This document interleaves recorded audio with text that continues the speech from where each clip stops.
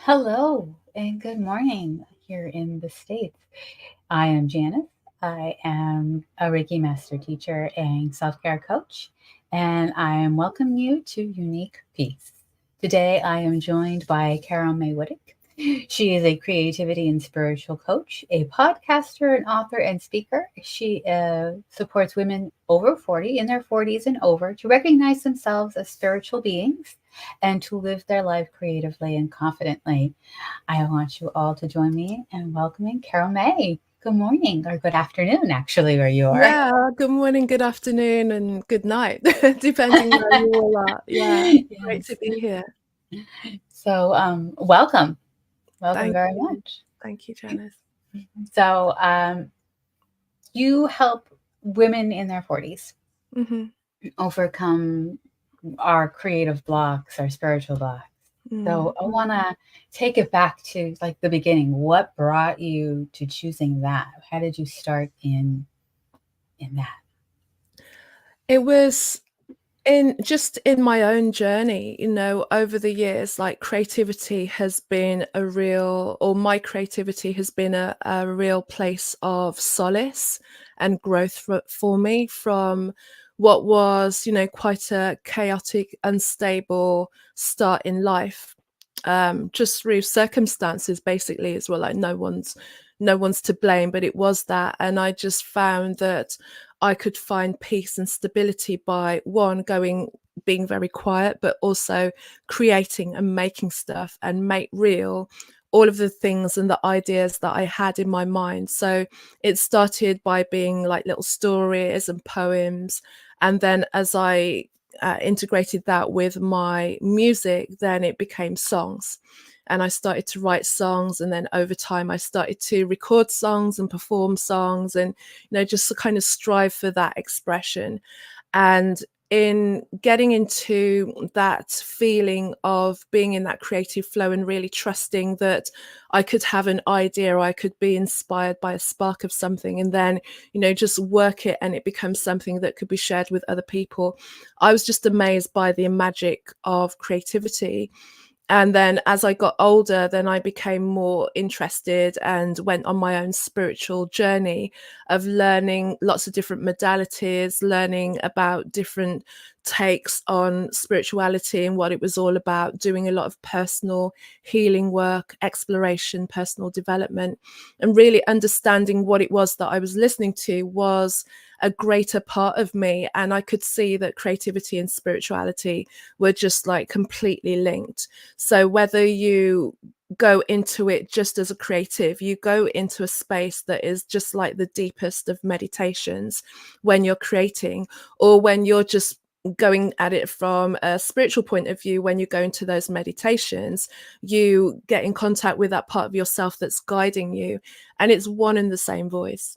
So that's what I bring towards, or anyone who comes towards me and says, oh, I'm not creative, I can't do this, I'm not an artist.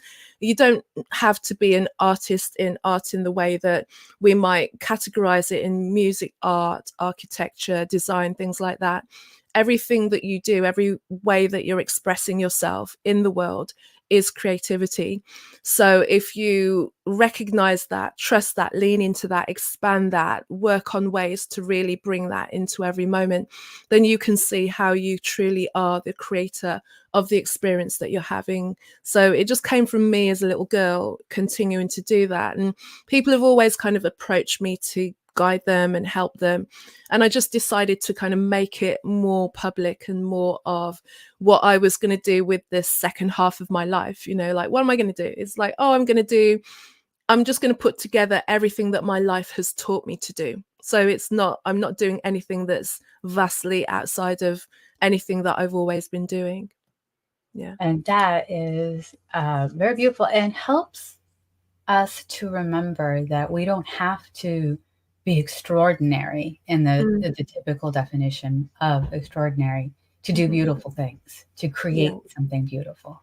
Yeah, the your purpose is probably, it's the thing that's there on you at the end of your nose. It's your experience. And if you just take stock of the experiences that you've had, the lessons that you've learned, there is an element of wisdom that you have there that, should you choose to do it, will be like the easiest way that you can give back to the world and serve to the world. And it just feels natural and not like work.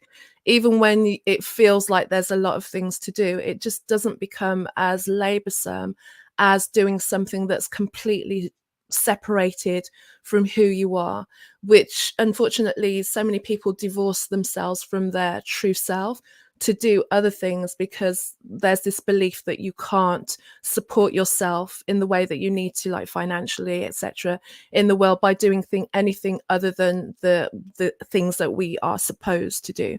But that's not true. There are so many other people out there living their lives that's just testament that it's possible for any of us to do what we choose to do from our hearts. Absolutely. Absolutely. And as you've described in your journey, that creativity and spirituality are very much the same. And Mm-hmm. it's one voice within us all. Mm-hmm. And every voice is different, even though we are all connected. Would you agree with that? Yeah, for sure. And I think the beauty of it is trusting more and more that yours can be different from other people, and that doesn't make you any more right or make anybody any more wrong. But the more that you can really look at what it is that you stand for and stand firm in what you believe, um, it makes life easier. Ultimately, there's going to be a part of separation where you're going to have to, extract yourself from the people pleasing, extract yourself from the conformity that we all do, because it seems like the easiest thing to do. But if we really take a look at the way that people are experiencing life right now, there's so much instances of anxiety and stress and overwhelm and despondency, simply because you're just not answering the call of yourself. And of course, when you move away from what you should be doing or what you've been doing for so long, there's going to be a moment of loss. There's going to be a moment of just not knowing what's happening next, the moment of real solitude that can feel really confronting and overwhelming, which is why many people will just run away back to that comfort zone, even though it's got to the point where it's It's not nowhere comfortable near anymore. Yeah. comfortable. It's not comfortable, but it's kind of more that familiar zone, that Yes. what to do, you can phone it in. But when we get to that point in our lives, even when we're doing things that we like to do, for me, I know when I get to the point where I feel like I can phone it in, I know that there's time for me to like push a little bit further, learn a bit more, expand myself as well. So using those moments of solitude when it all feels so overwhelming and seeing the gift in that. I have one mentee right now who's really experiencing that point of change and individuation of herself, because one, she's doing some really intense study at the moment, so it's requiring that she spends a lot of time on her own if she wants to really achieve what she wants to achieve. But also she's being confronted with all of these things of like, who am I and what should I be doing? There's really big questions, and she's a pivotal moment in her life. And although I work with mainly women who are 40 plus, she's in her late 20s. So I'm trying to kind of be the person I wish I had at that point Right. for her, because I see that she's going through some massive growth that's really challenging to her. But if she nails it at that point, her experience will be not what I see many women struggle with in their 40s and in their 50s. She'll kind of hit the ground running, as it were. But she's just experiencing that at a time where, your 20s is all about play and experiment and finding things, and not really dealing with those moments of who am I and what am I about. But she's experiencing them probably like 5 or 10 years earlier than most of her peers.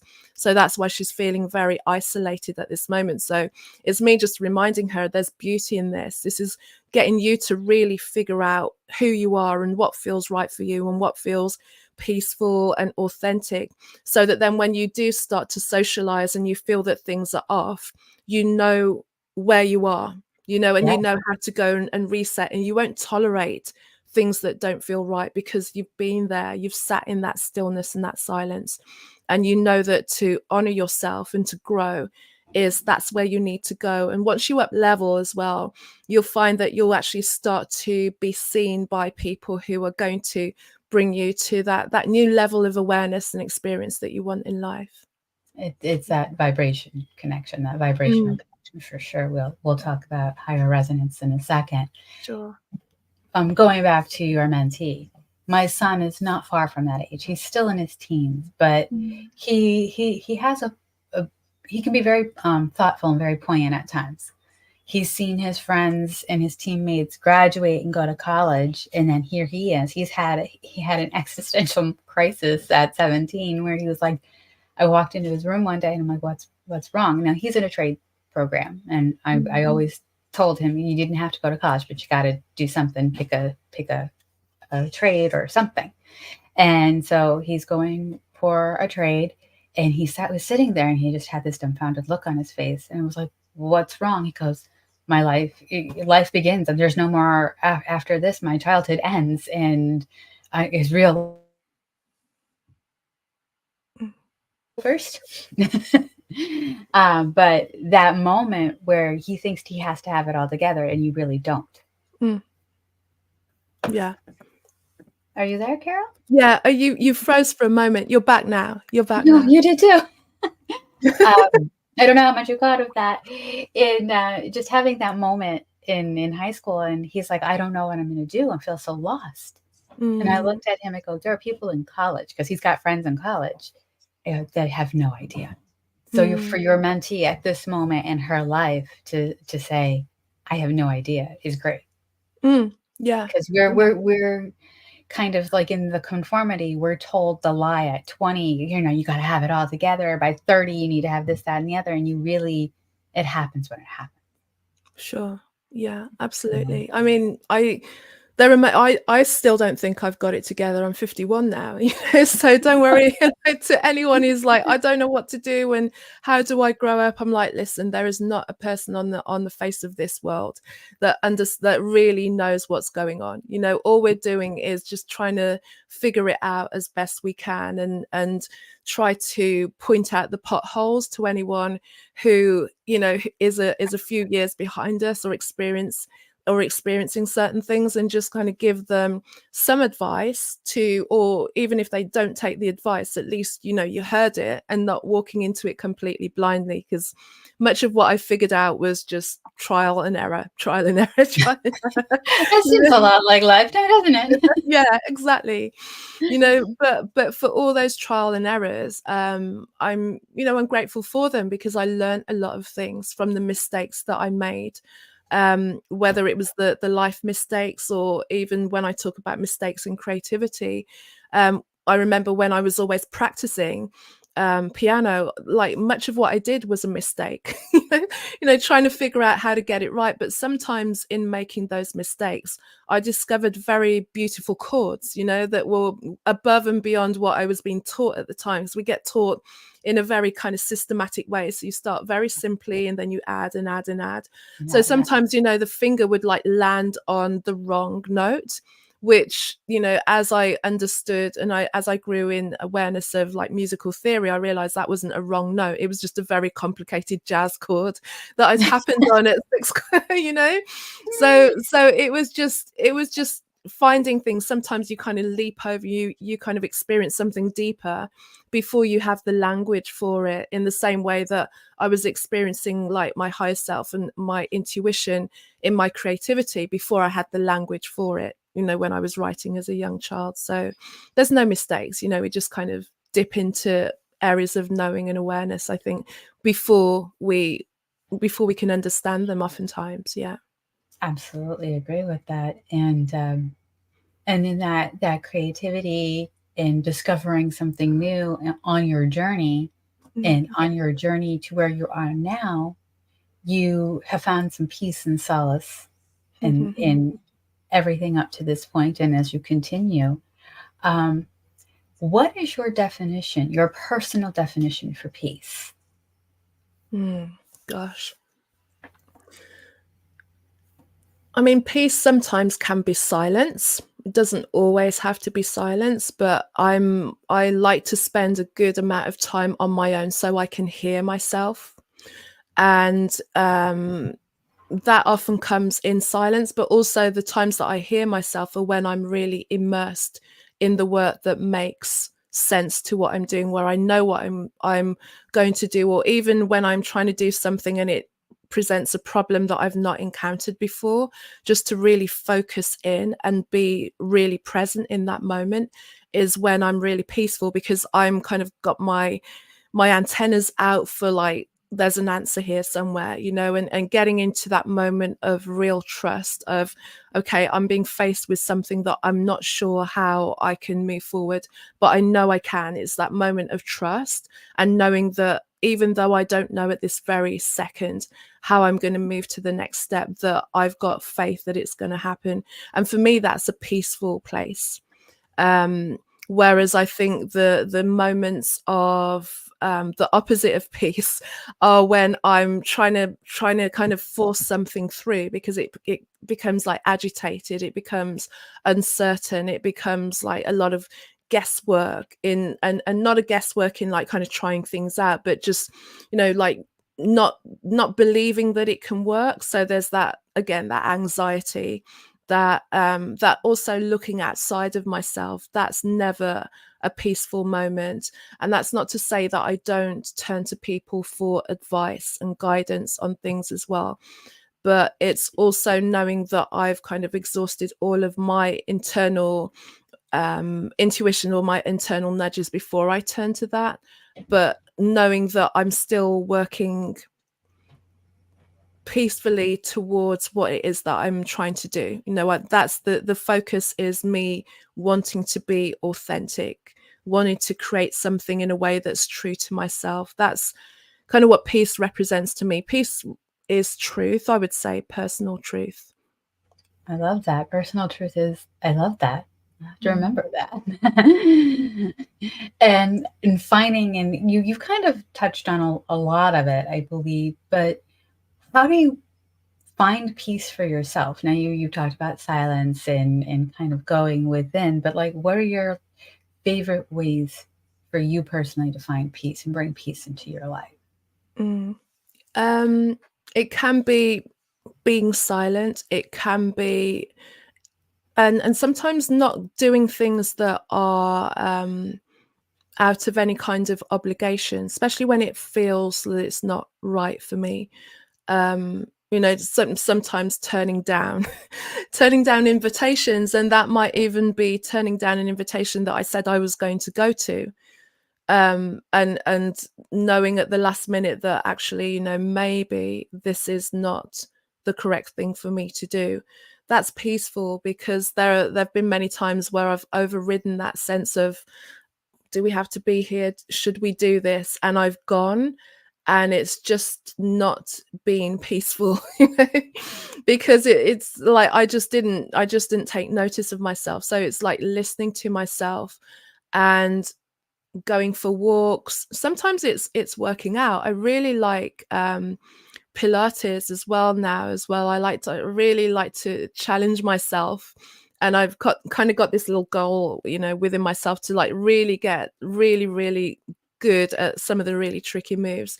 So that's a moment that I really like to spend moments doing that in the morning as well, more so than yoga as well, really, and just really feeling into my body and really just feeling, where there might be tension in the body, and allowing those areas to release, all the areas where I feel really strong in the body, and really just kind of honing in, and kind of congratulating myself on honoring my own health, and just going, so many people don't want to take on the honoring of your own body, but that's peace for me as well, knowing that I'm doing everything that I can to maintain my health, physically, to maintain my health mentally and spiritually as well. Those things give me peace, because I see how much suffering there is in disease, and being disconnected from your body, and almost seeing your body as an enemy and being at war with your body, or believing that your body is at war with you. This is attacking me, this is breaking down. That's something that I choose not to experience. So I'm like, how can I make sure that I'm also at peace with my own body? It's working in tandem with it. It's making the decision that I made, that every day I'm going to endeavor to do something that's just going to keep adding to that feeling of health and oneness with myself as well, so that we don't have this war or separation in my own body. So that's also where I feel peaceful as well. And I think more of us need to do that, for sure. Yeah. And before we get to the next question, I want to talk about, because I do believe this will flow into that, your podcast for higher energetic resonance. You have her conversations and her insights. And I want to, sorry. Yeah, sorry. Her inspirations. I just looked at this morning, so I apologize. No worries. And I believe that that's going to flow into the next question very nicely. But how did those two podcasts come about? So the idea for her, so her inspirations is that, as you wrote down, is the acronym Higher Energetic Resonance. And that in itself was born of my creativity. So kind of about 10 or so years ago now, I'm seeing like the Facebook reminders come up. I'd written a song called Attraction. And again, that was something that really flowed from me. Like, songs don't normally happen like that. It was a song that I woke up one morning, went, oh, and literally wrote the song down from start to finish. That's a rarity in my book anyway. I've always had to, really tailor and work a song, but I wrote that song, went back to bed, woke up, and then walked to the piano and did the music for it. And then over time, I recorded the song and did a video for the song. And the her comes from like when I was watching the rushes back of the video. As in the video, I'm wearing this very elaborate kind of red dress. And during that time as well, the person that was being reflected back to me wasn't really in line with where I was in terms of where my mind was, how I was feeling. I was going through a lot of things, but somehow I had managed to kind of put this project together. And, there's so many serendipitous moments that happen to get that video together. But when I watched the video back and the first kind of rushes of it, I was just like, who's that? Who's her? And I just had this like HER. And I didn't really know what to do with that HER, but I remember writing a blog post, because at the time, it's like prior to even podcasting, I was blogging a lot on my website. And then I just broke it down. It's the songwriter in me, always wants to make words into more than they are, so there's always playing with words. And that's where that higher energetic resonance came from the small HER to that HER. And still, I didn't even know what I was going to do with that higher energetic resonance, but I had this thing around me for a long time. And during that time, 2017, 16, 17, I've been listening to a lot of podcasts, some were in spirituality, some were in like health and wellness, but I'd seen that this opening of podcasting, and I knew that I wanted to do content online that was more than just writing blog posts. But I tried a few little vlog things, but I didn't really just want it to be about me sitting on a park bench, or, at that time, that's as much as I was doing, and then I'm like, why don't I have a podcast? And that's where that higher energetic resonance, and then it was conversations came from, and then tools for the awakening, because I knew that we were going through this time of awakening. And the idea of it initially was tools for the awakening woman, which I kind of like narrowed down a little bit to tools for the awakening from 2020 onwards.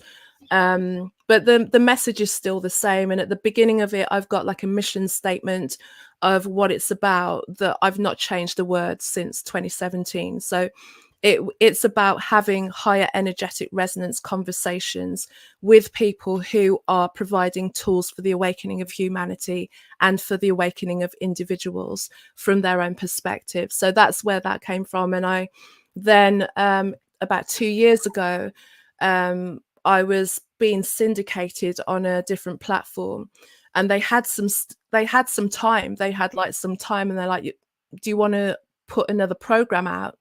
So I was like, yeah, okay. And so, because before I do the interviews and the solo episodes all on the one platform, so I decided to separate the two so that the conversations would be solely the conversations, and then inspirations would be all of my solo episodes as well. So that's where her inspirations came from.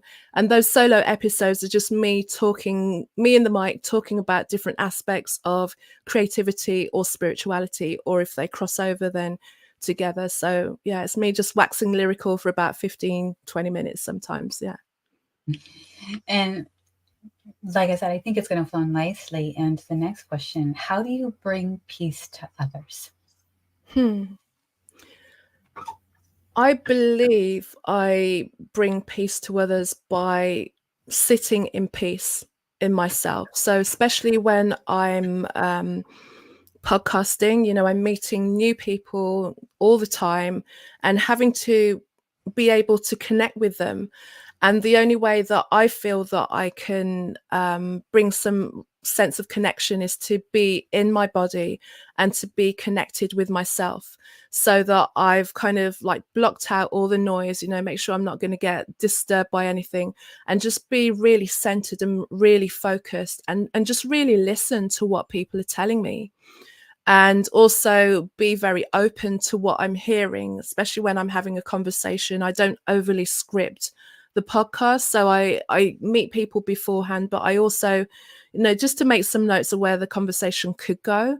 But then also I leave it very open. So I might kind of look over the notes before I record, but then also to be open to what am I hearing and what am I being told and where am I being guided to go, and feel the energy of the person, of where they're willing to go or where they could go as well. Sometimes, if I feel I'm with someone that I'm like, I could just ask her, just turn this question, just tighten the nubbin a little bit and just challenge them a little bit more, because I see that that's where they could go. I'm never going to force anybody into a corner. If they want to say I don't want to answer that, then I'm like, okay, we don't have to answer that. But often it's just by being present in myself, being grounded, feeling the ground, feeling my breath, and then communicating, because then I feel that I can read into or feel into where someone's at and meet them in that,